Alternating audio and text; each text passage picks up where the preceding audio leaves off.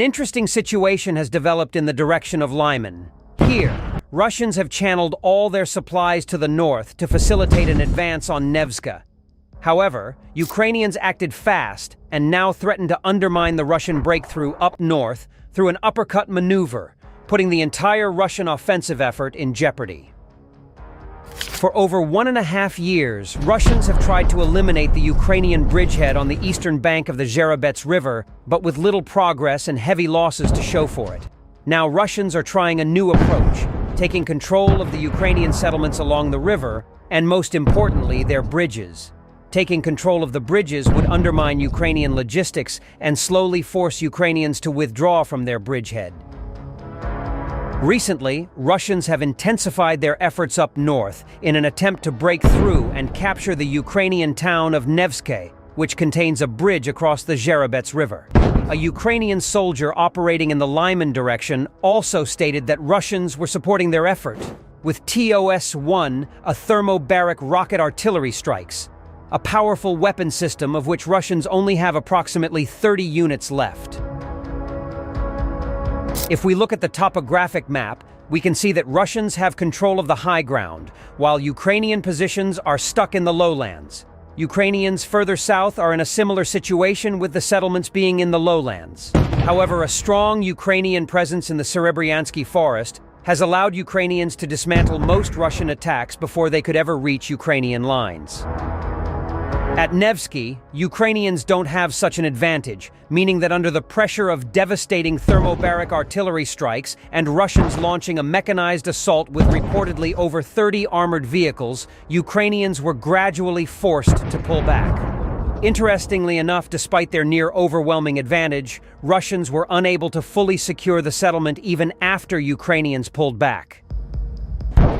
Nevsky continues to be in the lowlands, meaning that now it is Ukrainian turn to utilize the high ground on the western bank of the river. As a Russian military blogger reported, Ukrainians conducted counterattacks halting the Russian advance. The Russians released a brief video showing a Russian flag flying above a destroyed house in the settlement. However, this footage provides little meaningful information, as it is typical for Russians to prominently display their flag over any area they capture, whether it be a village or a simple tree line.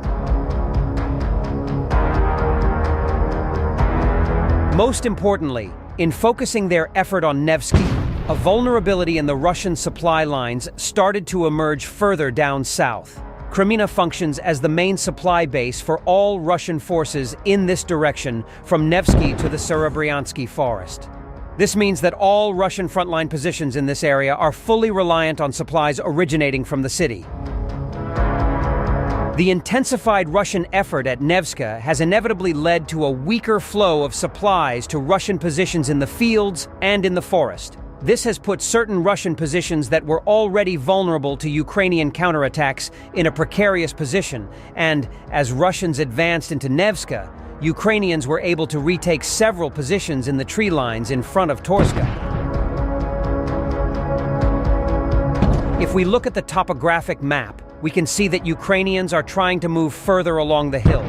If successful, this would put Ukrainians in an extremely advantageous position, allowing them to threaten Russian advances in the north and south and Russian supply lines in the east. Russians understood this and immediately started moving tanks and manpower into position to counterattack the Ukrainian advance in a meeting engagement.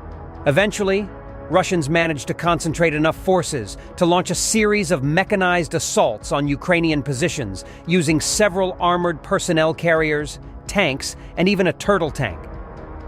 Unfortunately for the Russians, as can be seen from the footage taken by the observation drone, the area was already swarming with Ukrainian kamikaze drones. Ukrainians then promptly continued to show how they completely dismantled the Russian mechanized assaults, whereafter not even the turtle tank survived.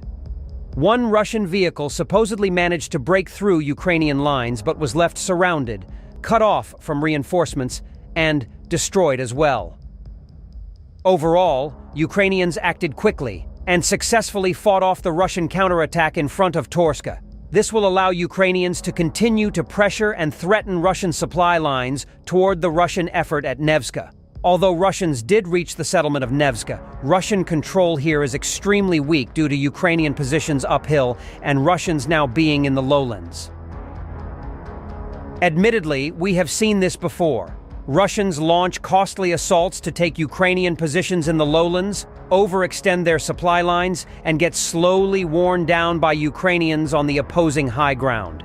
In the coming days and weeks, we will likely see Russians taking a high number of losses to Ukrainian drone strikes, setting the stage for the counterattacks on the devastated Russian units.